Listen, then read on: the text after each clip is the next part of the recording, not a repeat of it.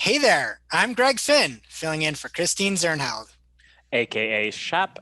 and it is officially Marketing O Talk. On these special episodes, we take a break from reading the news and we take a deeper look at a specific digital marketing topic.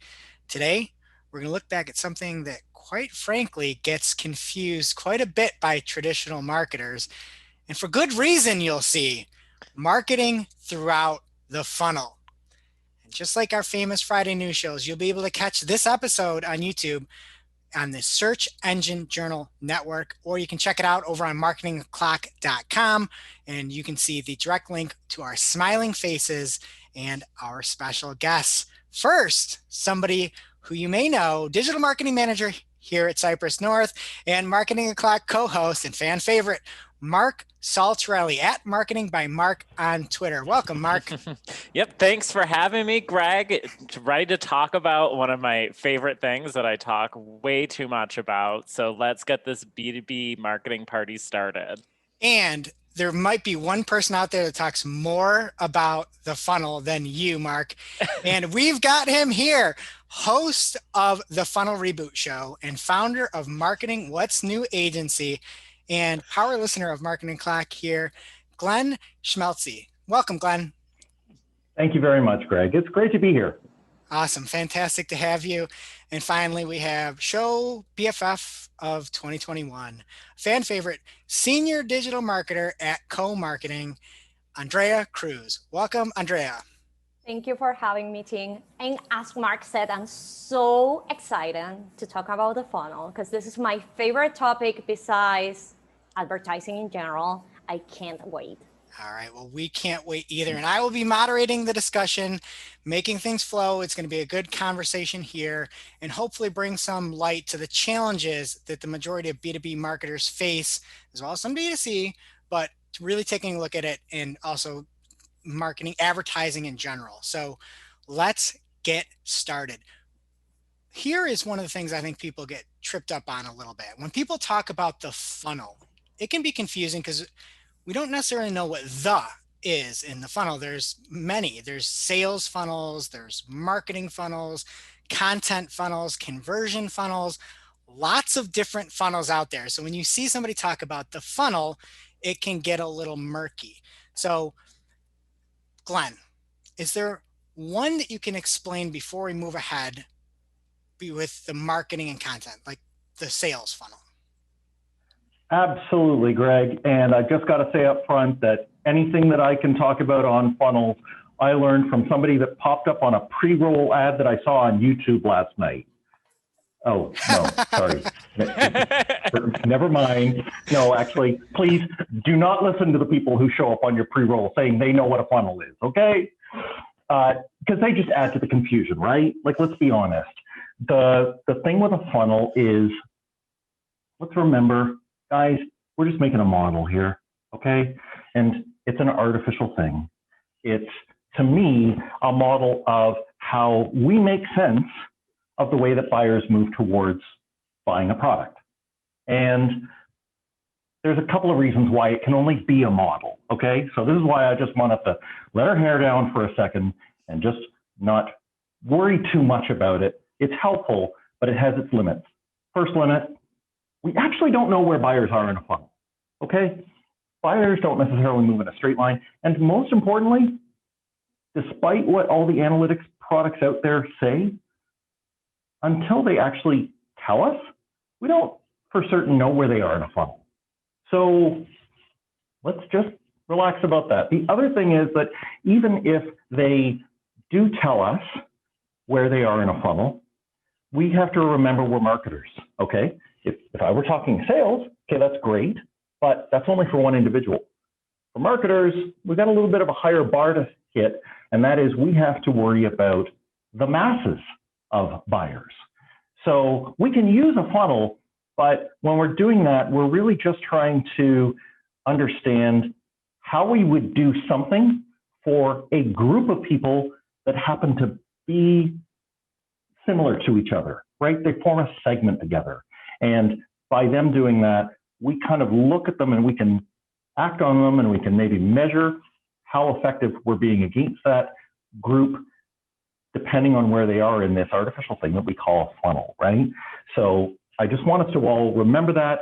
Yes, we can do tracking. Yes, we have a lot of great tools at our disposal, but let's also just keep in mind this, it's not exactly a science, it's more of an art. Great. And I think there's a lot of value there where, everything can be different. Like each process is inherently different from company to company. And is there anything, Andrea or Mark, that you wanted to add to that, maybe on the sales side or just on the uniqueness of a funnel side? I think the key when thinking about a funnel, and I like how Glenn said it, which is you cannot copy and paste them. It's going to be different for everyone. It's going to change from business to business, and it might change from individual to individual. We might jump stages. People might go back. They might tell you they are somewhere, but they are somewhere else. And that's how marketing goes. I love what you said, Glenn, about it's an art rather than a science, because I think it's 100% accurate. Yeah, and I love, Glenn, that you called out the YouTube reel thing. I can't wait to see what ad is going to be on this video when I first watch it on YouTube, because those things drive me nuts when I'm watching Marketing O'Clock every week. And it's so funny to see what this guru is going to come up with next. It is hilarious. And we should have started with a disclaimer that said, anything you just watched, we completely disavow.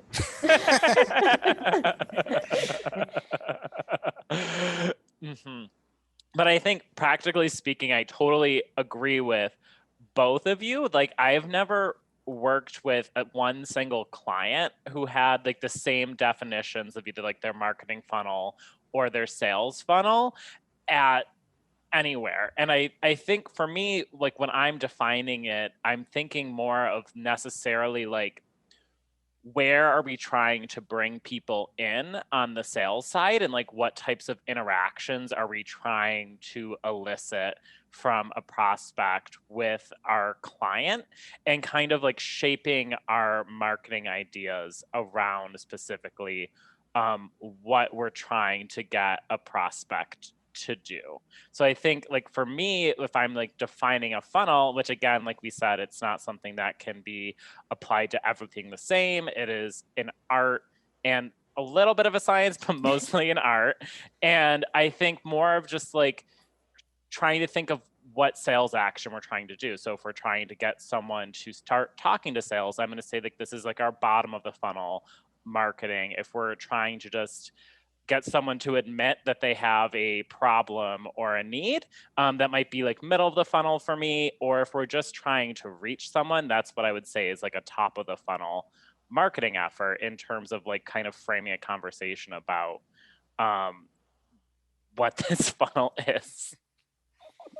And, I think everybody here also manages some sort of ad budget as well. And I think those definitions really help to show the value of if you're in-house, those budgets that you've worked hard to secure. And if you're at an agency, all that work. And I guess, Mark, how do you take those different steps within, that sales process that you're talking about, and how do you make that work to communicate with the client and get better? Yes. So I think of one area where people say like the funnel is dead when they're talking about the sales funnel, and like HubSpot's like the sales funnel should be a flywheel. I think that like dead is true in the sense of Glenn saying that we don't actually know where people are in the funnel and we can't exactly map that, but it's still really important to have a defined sales funnel so that we can measure our success, and so that we can have somewhat of an idea of where someone stands so we can reach out to them appropriately. So one thing I do when I'm taking on any new B2B client is I work with them to define that sales funnel together to make sure that we are talking about the same things and that we are measuring our goals properly. So I go into like kind of a traditional cycle of like, what are we defining a lead? And that's usually anyone who's filled out a form. And then we have our marketing qualified leads, anyone who has filled out any form that has some sort of sales intent. So like a demo request or a trial or a contact us. And then we go to sales qualified lead, which is very straightforward, someone who's been qualified with sales. A discovery call has been held. Then we have opportunity, and that is when a proposal is ready to be made. There can be a dollar amount assigned to that person or to that company. And then a customer obviously is someone who signed the dotted line. They're ready to purchase your product or service.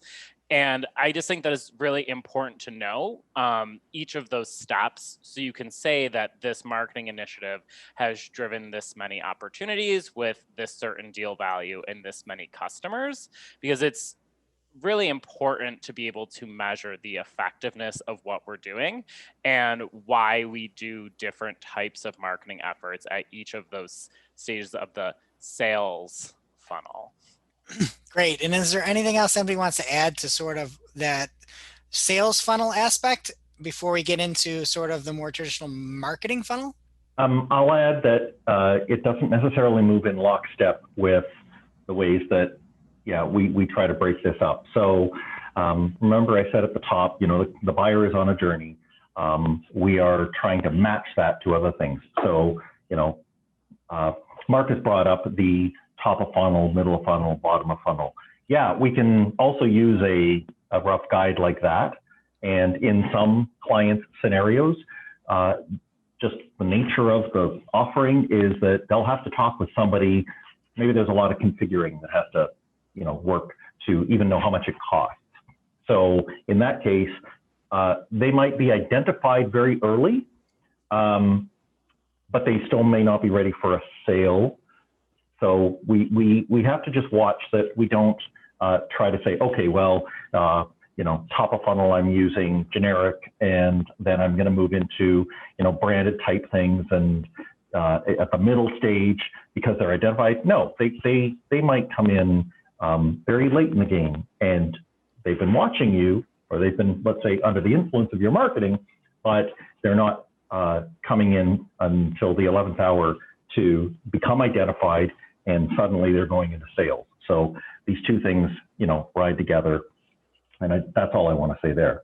Absolutely. And so speaking of that and really getting into the more traditional, whether you use the AIDA approach, attention, interest, decision, action, or you go through the different elements that, let's talk about that kind of traditional marketing funnel, Andrea.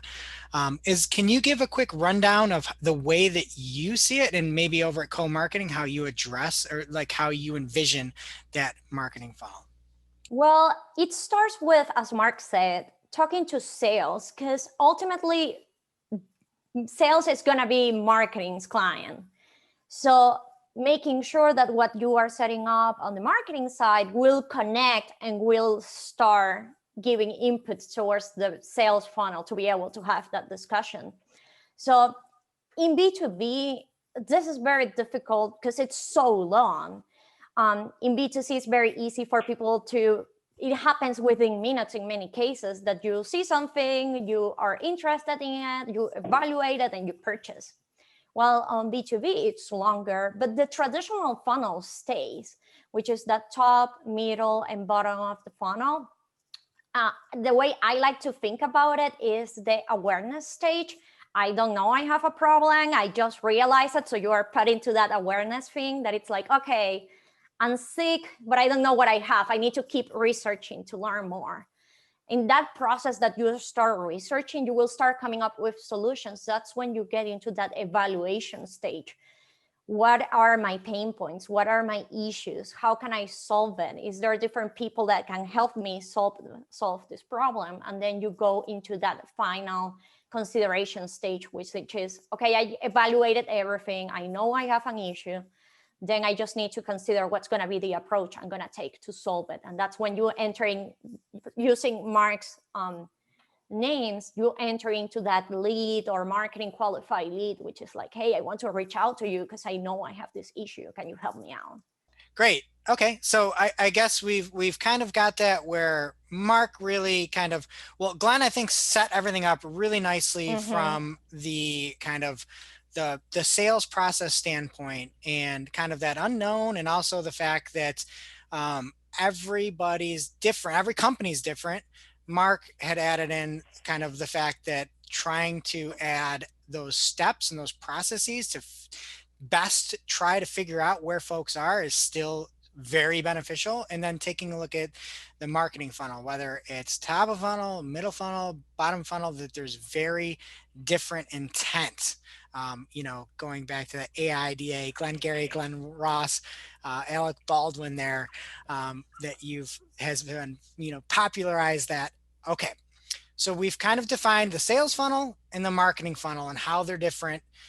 One sort of how both of the journeys are different. So let's talk about those different stages that were just outlined by Andrea. So I just want to talk tactics. So what tactics specifically, Glenn, do you use, or what do you think about throughout those processes that you outlined that sometimes can be a little bit fuzzy? Are there specific tactics that work better at certain points? Oh, yes. And I think the only thing that is similar to them is the line of questioning that you do to get to which tactic you're going to go with. So let me take on, for example, what kind of offers and call to actions you're going to put at different stages of the funnel. So to me, a really simple way to think of it is that if they're just at that upper, we could call it top, we could call it awareness stage, they're just, what is the problem? So for me, we try to work with clients where in the most considered of purchases, there is even content that talks about that. And maybe it's not gated, but there's at least something that we can see.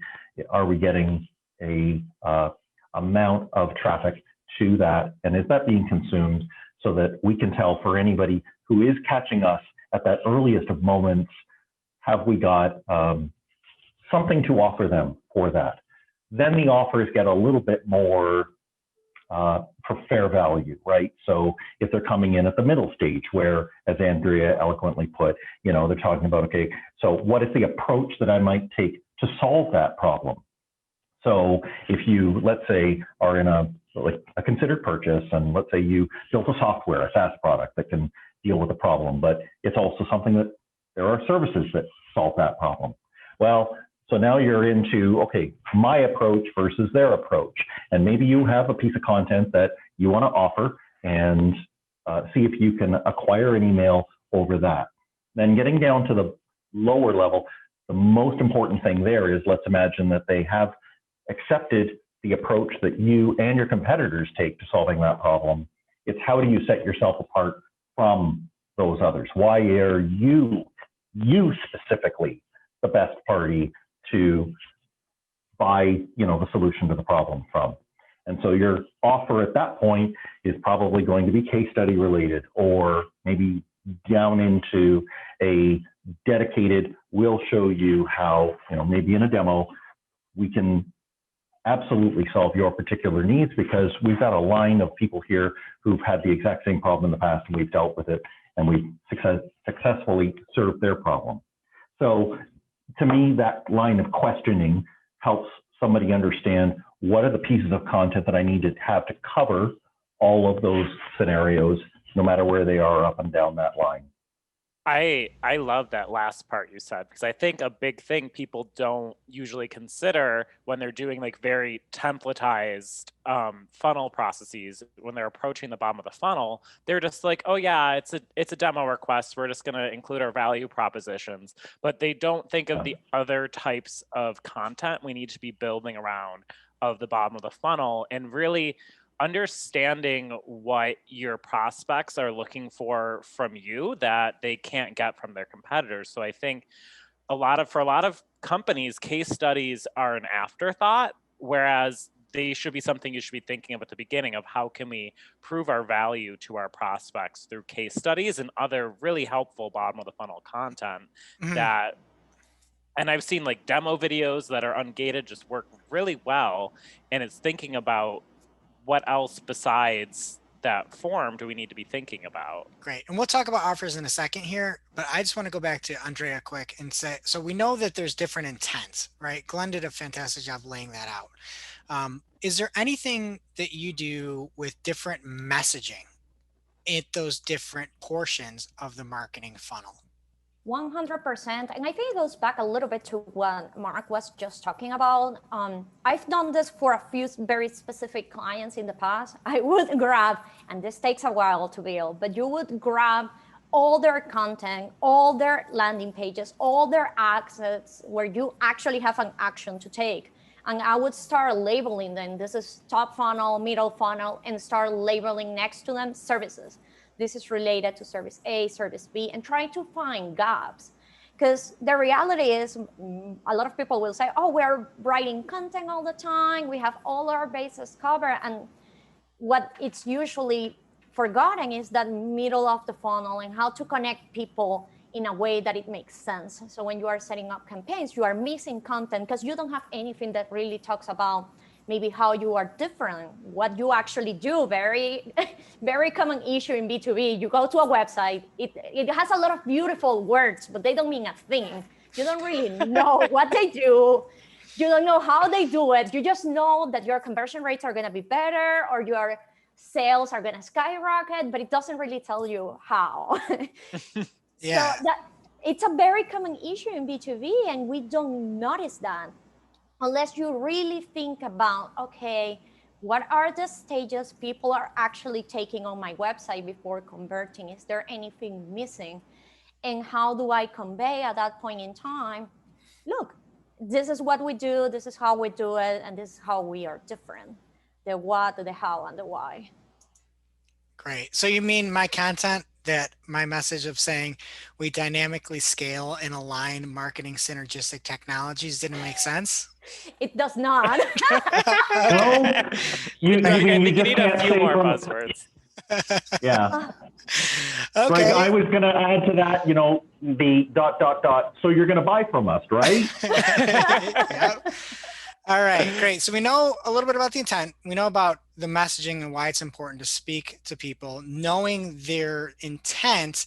And now, Mark, you had started talking about some of those offers, and I know that's one of your favorite things. Can you expand a little bit more? I know you started, Yeah. and can you wrap that up a little bit? Yeah, and I think there's kind of two layers to this, and we touched on both of these, that there are types of offers that are appropriate for certain stages of the funnel, but there's also kind of different types of content within each of those offer types that also speaks different stages of the funnel.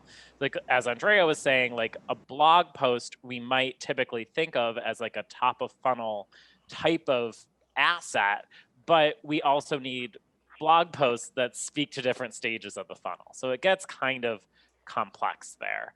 So first, I just want to break it down by offer types. So when we're talking about types of offers that we want to build awareness at the top of the funnel, we're usually talking about things like blogs, videos, infographics, podcasts, maybe like an email newsletter, just something that's like very informational. For the middle of the funnel, when someone's starting to kind of consider a problem or a need, but they don't necessarily like know they need to solve it or how to solve it yet. They are aware at this point. We're thinking of longer form content that's probably gated. So like ebooks, white papers, guides, some sort of report, a webinar, an interactive tool, or a gated video. And then at the bottom of the funnel, this is where we're trying to talk to sales. They realize they have the problem. They realize that you might be able to solve it for them. This is like a demo request, a trial, a consultation, just getting in contact. Those are like kind of what we're thinking on the offer side. But then when we're talking about actually writing this content and like doing that messaging, like Andrea was talking about, there's different ways we need to speak and write at those different stages of the funnel.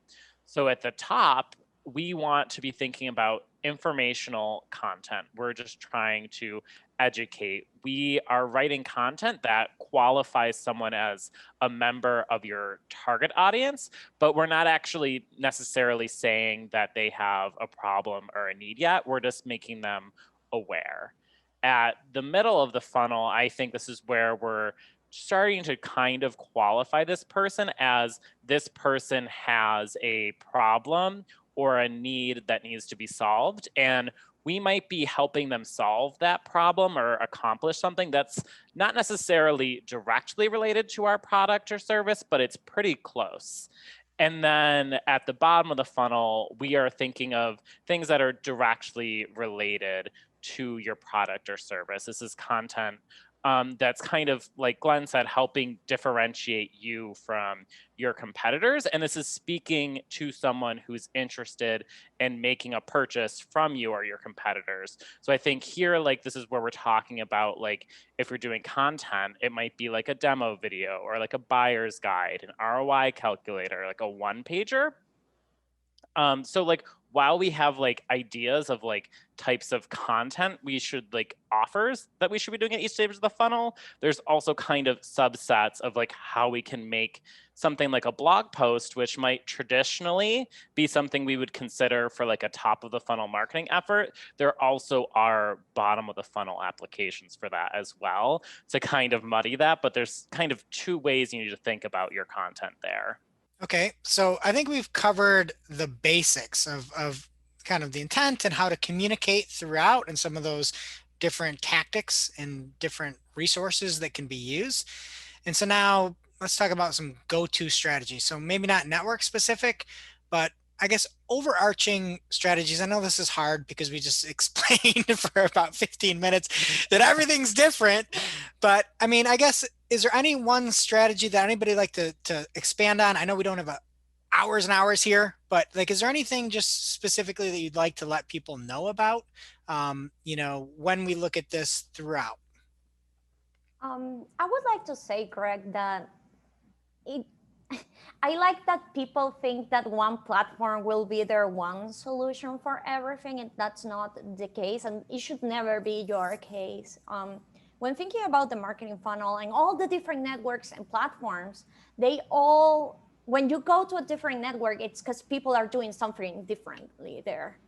For example, you don't go to LinkedIn to find how-to recipes for something. You don't? I think don't. I've been using LinkedIn wrong. I mean, you use LinkedIn a lot, Mark, but I don't think you use it for that. I found a great recipe to hashtag crush it though the other day. Oh God. Okay, I'm gonna keep going. I'm gonna ignore that comment. So think about what your audience is actually doing in those platforms. It's highly unlikely that somebody will go to LinkedIn to find a demo about a specific company. They will most likely go to Google for that. I mean, it can change their exceptions to all the exceptions, but think about what the audience is doing when they go to that platform. Are you in YouTube and you are getting a demo for something you've never seen ever in your life? That's probably not the way to go. Are you seeing something related to a brand that you actually know something already about? And what are you doing in the platform as a user that matches what the company's actually asking you to do? That's how I think about it, and that's what I always tell people to think about. If you are targeting someone, what type of ad are you using? Is that ad actually helping you get to the goal you are trying to get?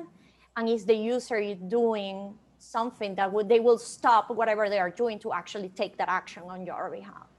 I love that point, because I think too often, especially in PPC, people like to brand like a certain network as being for a certain part of the funnel, but in reality, you should be thinking about how your prospect, your audience is using that platform. And a great example I have is Facebook. People are always like, Facebook is for top of the funnel, but I've kind of had experience where you can use Facebook for each stage of kind of where someone is in the buyer's journey, depending on what types of targeting you're using and messaging and offers. And you can kind of build a full funnel experience there. And I used to work at a restaurant technology company. And the big thing is restaurateurs are very, very active and engaged on Facebook. So whereas in other industries, people might be very passively engaged on Facebook if you're advertising them as a B2B brand. And it's not someplace where you want to be getting a demo request, because odds are if someone's actually submitting that form, they're going to forget about it. But when you get people who are managing their restaurants from Facebook and are very attentive on Facebook, we had different audiences. We're using a very strict like opportunity-based lookalike to drive demo requests, and we had a different audience for content downloads, and we were also driving blog traffic that was converting into subscribers and ebook downloads. And we had different audiences and different offers for where someone is at that funnel stage.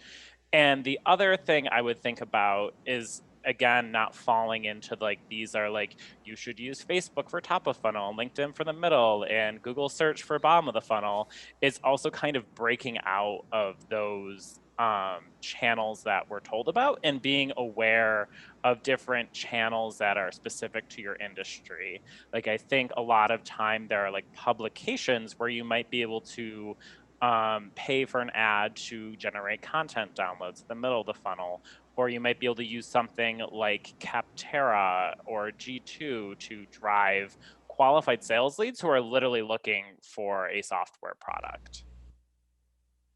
Great. And speaking of channels, let's get into that. Right after we just said not every channel is created equal, I think that there are some general themes and some general channels where that excel at different portions of the funnel. So again, nothing is, I think Glenn set the tone right when early, saying not everything applies across the board. So I guess, Glenn, is there anything specifically that, channel wise, that you see success with, or again, generally directionally speaking, you can find success with specifically? Yeah, I'll give it a shot.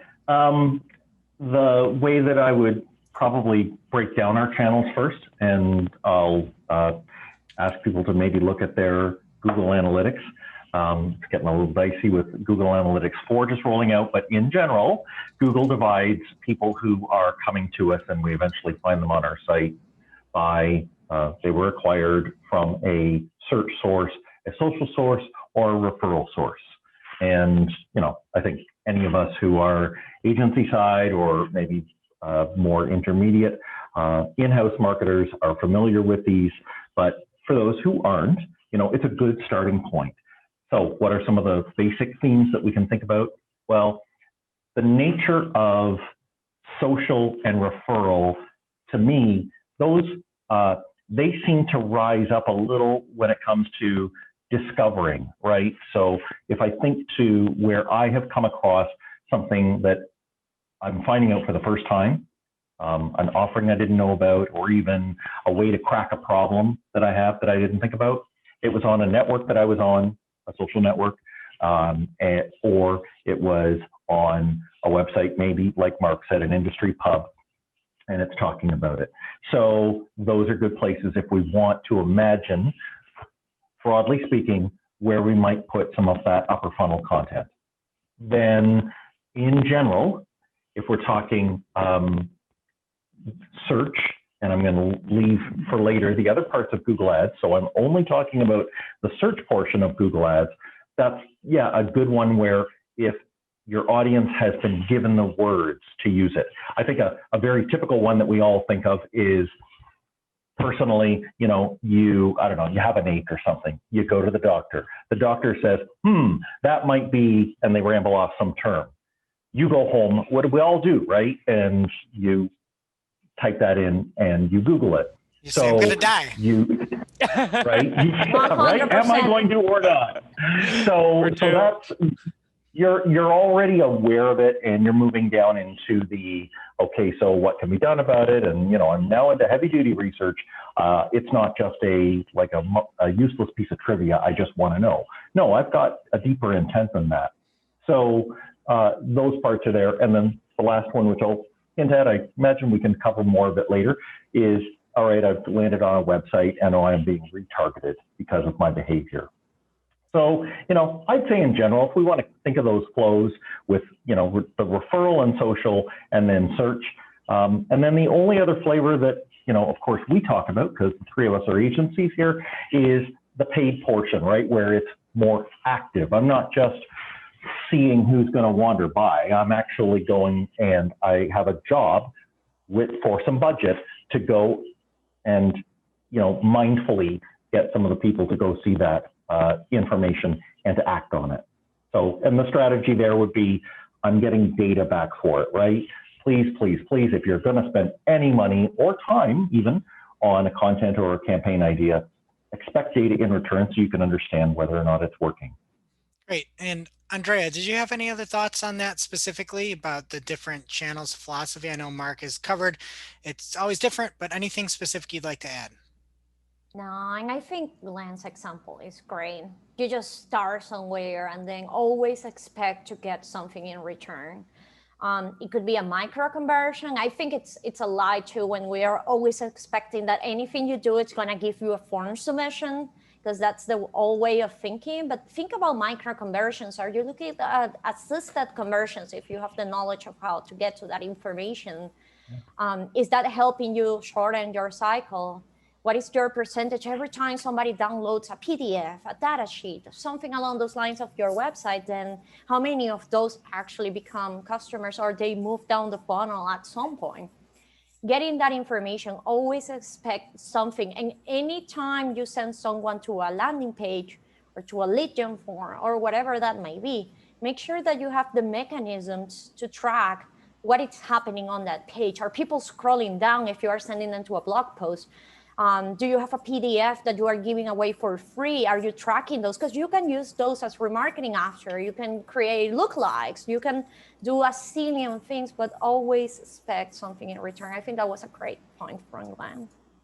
Fantastic. All right. So if you're up to this point now, you might have been taking a nap thinking that this is, you know, 101, 201 content here. So as Tom Brady would say, LFG, and I want to talk about post conversion and something that's criminally underrated. And by post conversion, I'm talking about the lead through the opportunity status. So how do you cultivate those folks that are a lead and coax them through and remarket and remessage them? So Andrea or Glenn, is there anything that you do sort of post conversion when you are thinking about your marketing and the funnel? Sure, I'll give it a crack. The thing that I imagine always is, okay, they have moved out of having a conversation inside their own head, and now they're having a conversation with somebody on the other side. Somebody, right? I mean, that's how we interact as humans. We say, hello, my name is, and, you know, we're waiting for the other person to reciprocate. So the most important thing, and I work on organizations who maybe haven't adopted a full MarTech stack yet. This is where I try and say to them, well, you don't just want to have an impersonal, like, corporate voice getting back to them. So they have a name, you need to pick somebody else who has a name. And it doesn't have to be a salesperson, it could be the CEO of the company, but in anything you do from that point on, I think it should simulate a one-to-one experience, because that's what relationships get built on. So I think it's really important for the tone of it to change then, not from, our solution and we are this. It should be, hey, I'm Glenn. I used to have a problem like yours. I know what it's like to be in your shoes. I think I've got some information here that might help you, right? To me, it's a huge distinction. Yeah, that was great. I'm going to cut that, clip it, and run it as an ad at the beginning of this video here. So, all right.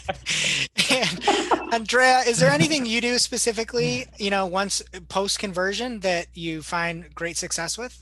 Yeah, so Harvard Business Review has actually an article about this, that in any B2B decision-making process, there's at least five, I don't even remember, 5 or 6 people involved. Yeah. And you only focus on the person who submitted the lead, and we forget about they work with other people. They might not be the decision maker. If it is the decision maker, he probably didn't do the research. Somebody did it for him because he doesn't have time, because it's a big B2B software or a big project or who knows what.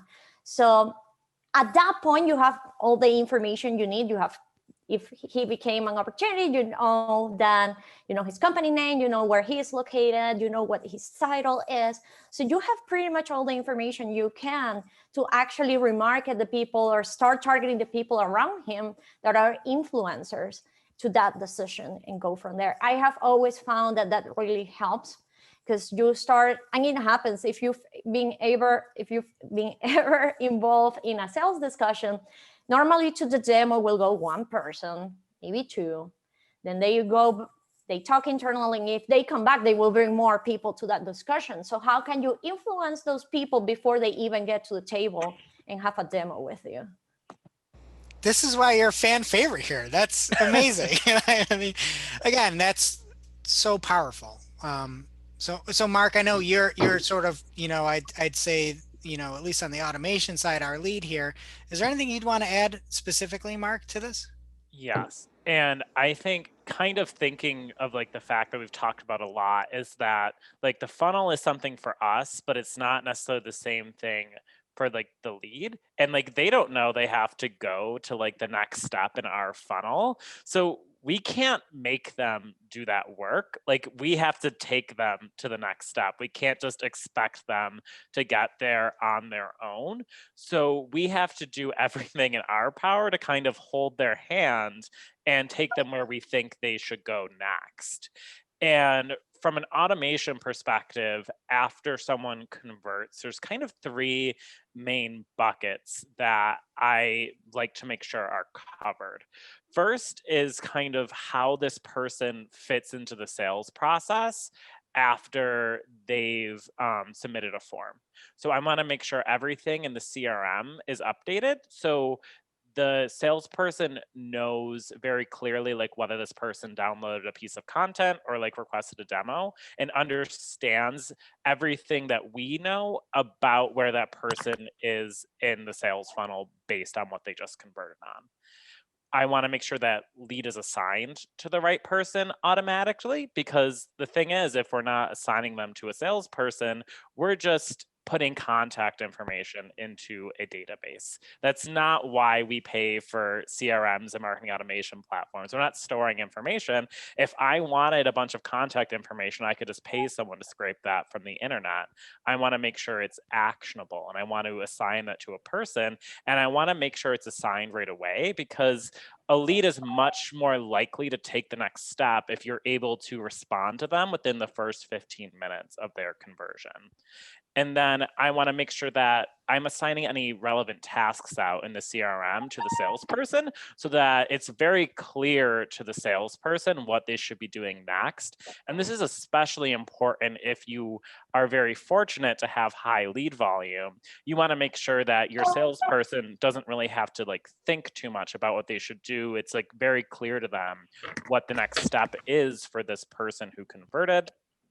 And then making sure that sales has visibility into everything we're doing on the marketing side. They can see email engagement, they can see ad engagement, they can see page views, so that they can use that to, like Glenn said, personalize that sales process based on what they already know about us or what they're specifically looking for.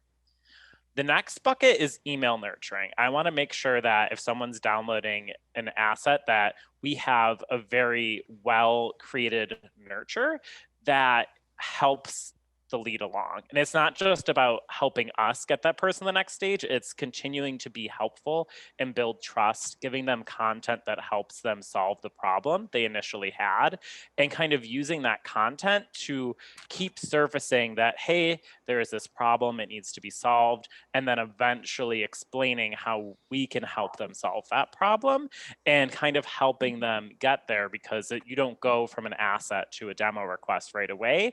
You kind of have to prove that out and do so in a way that is actually helpful in the lead, to where they see value. Like Glenn said, make sure it's very personalized. So even if you're doing this on a mass basis, if it's automated, that it still feels like it's coming from that salesperson. They feel like you're reaching out to them. And there's a lot of handy ways to do that in marketing automation platforms.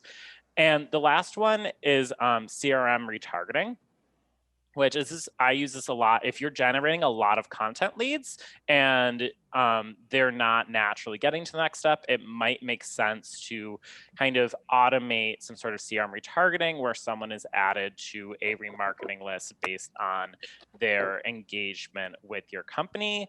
You can do this on like Facebook, LinkedIn, Google Ads. There's lots of ways to do it. I think just two big things here is really think about what the next step you want them to do here. Make sure it's cost effective, because you might be paying for this person twice. So this isn't like a traditional advertising cost. You have to think about the entire big picture cost of CRM retargeting.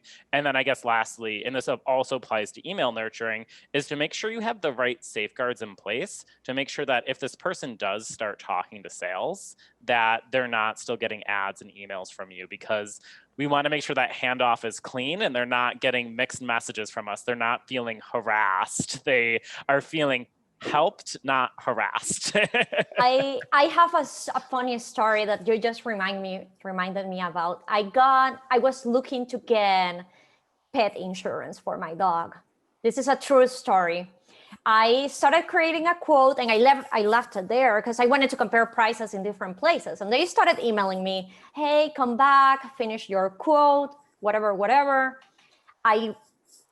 A few days after, I decided, okay, I'm gonna go with this company. I am already paying. I've been with them for 3 weeks at this point, and I still get emails. Don't left your quote hanging.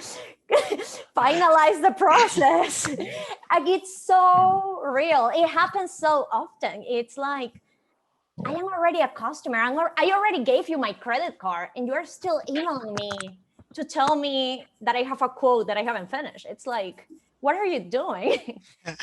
And it's so simple. All it takes is one contact field, and you could solve that entire mess. I know, it's crazy. And in case anybody hasn't seen Rocco the Corgi on Twitter, it's Rocco.thecorgi, as Rocco has his own Instagram page. Sorry, Instagram, not Twitter.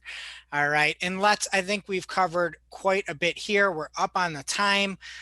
So I want to talk a little bit about tools specifically, but maybe we can make that into a part 2. So let's go with some parting thoughts here. And, I think that for many people, this topic could be really daunting one, especially if you're new to it. So Andrea, are there any parting thoughts you have for the audience? Any recommendations you have for somebody that's really trying to have success, throughout the funnel and take some maybe more specific approaches than they have in the past? I don't think people will like this answer, but here we go. Grab a piece of pen and paper. Sit down and think, what are the actions I have on my website or through my social ad campaigns, whatever it might be, that are driving awareness? What are the ones that are driving consideration, and which ones are the ones that are driving that evaluation stage? And you start thinking about, how can I connect the people who are thinking that they know, at this point they know they have an issue? How can I connect them to the next level? And again, as we said at the very, very beginning of this show, it might be messy. We don't know where they are, but you have to try to find a way to be able to pass that message along. Yes, you might miss one person, but think about how you can scale this in a way that it makes sense for people, and you are constantly having that feedback, and you are not like me and my dog's pet insurance that I keep getting emails for something I already did. Because as Mark said, it's just about sitting down, and sometimes it's just a few clicks away. Well, a wise insurance broker once told me you can never have enough insurance. So, but that's a fantastic point. All right. And Glenn, how about you? Any parting thoughts for the audience? One, and I think anybody listening to this is probably already bought into this. You want to think about the program and not just a single campaign. When we get stuck into a campaign mode, I mean, I think all of us have had this conversation maybe with new clients, and you say, all right, so we're, figuring out how to make your funnel work for your kind of customer. And they say something like, yeah, but in the first 6 weeks of working with you guys, we, got a lot of traffic, and I want to know how many of them have now, become a sale or, moved into our CRM and talking with sales. That's the wrong way to look at this. Okay. Maybe a better way to look at it is, sure, you do need to expect something for money that was spent, but imagine that it's changing by time. And if we kind of think like how we move through school, and they put us in grade 9 and then grade 10 and then grade 11 and grade 12. Well, you don't mark a grade 9 against a grade 12 exam. So, your funnel is evolving over time, and you need to hold it accountable, but at the level that really you should expect at that stage. And if you do like a cohort analysis where you say, all right, but the people entering our funnel in this period of 6 weeks, most recently, we're expecting that, as they move through their buying journey in a couple of weeks, we're probably going to get a little bit better performance than that cohort that we had when we were just figuring this out. So if you think of it as a program and you get out of the mindset of a specific campaign that you have to expect good performance on, you're going to have an easier go of it because you're understanding that you're making changes, you're experimenting, and that is making things better overall. Fantastic. And Mark, quickly, any parting thoughts on your side? Yeah, I think the most important thing you can do is make sure that your marketing and sales organizations are completely integrated with each other. I think having alignment isn't enough, that it's more you need to be completely working together on this. You need to have the same goals in terms of the business and have the same definitions for everything and really be speaking the same language. And then not really stopping at the lead handoff. Like, you're not just handing them the lead and the story is over. You want to help them help that lead get to the next step, and you want to solicit their feedback on those leads so that you can continue to improve what you're doing on the marketing side and pivot your strategy over time. Like, you need to have a very strong feedback loop there. Fantastic. So thank you again to Glenn, Andrea, and Mark for joining me today. You can catch Mark on Marketing Clock every Friday, rain or shine. But Mark, where can people contact you if they want to learn more, talk B2B marketing? How do they find you? Yep. Number one place, reach out to me on Twitter. I'm at Marketing by Mark. I talk a lot, so I also like to tweet a lot. I'm not the most active all the time, but if you tweet at me, I will respond. LinkedIn, it's linkedin.com/in/MT Saltarelli, or you can just search Mark Saltarelli, and of course, cypressnorth.com. All right. And Andrea, BFF of the show and the senior digital marketer at the Fabulous Co-Marketing. Where can people find you? Hopefully mine is easier than Mark's. It's just Andrea Cruz 92 everywhere. It's the same for everything. So you can find me on Twitter, on LinkedIn, on Instagram, everywhere with that. But if you need and you have an urgent question, Twitter is the place where you will find me. And if you're really looking for pretty much any digital marketing conference now, you are right there on the main stage. I hope Leading the so. way. I'm trying. Okay, great. And co-marketing also. So, and give that account a follow. You guys do a great job there at co-marketing on Twitter. Anything else, Andrea, or did you get it all? That's it. All right. And of course, Glenn Schmeltzy of Marketing What's Now. And if you made it this far, you should for sure listen to the Funnel Reboot podcast, where Glenn gets deeper and deeper in the funnel and digital marketing each episode. So Glenn, is there anything, how do people find you? Anything you want to plug for the listeners? Sure. Well, I have to plug all of what we do because I think the three of our agencies have a really good amount of content, and I'd encourage people to check that out. So yeah, any of those websites are good. In our case, it's marketingwhatsnew.com, no punctuation. I recently put out a guide for, like I said, those people who may not know all these things around how to measure funnels. So if you want to go on our website, you can find out about that. It's called the C-Level Guide to Paid Acquisition. And it's kind of that primer that maybe sets the stage so that people are ready to hear from the likes of our listeners who want to fight the good fight with getting more leads. How you can find me is on Hey Glenn S on pretty much every social network. Great. And maybe you can even follow Glenn at Hey Glenn S, and maybe you'll have that there pinned or tweeted out so you can find that link really quick. And if not, it'll be over at marketingandclock.com. And if you are looking for digital marketing news with lots of really bad puns, you can subscribe. And we're here Friday every week with Jess Budd, Mark Saltarelli, in addition to these special roundtables that we're releasing every month that may well kill me. And it is now officially not Marketing O'Clock, and we will see you next month.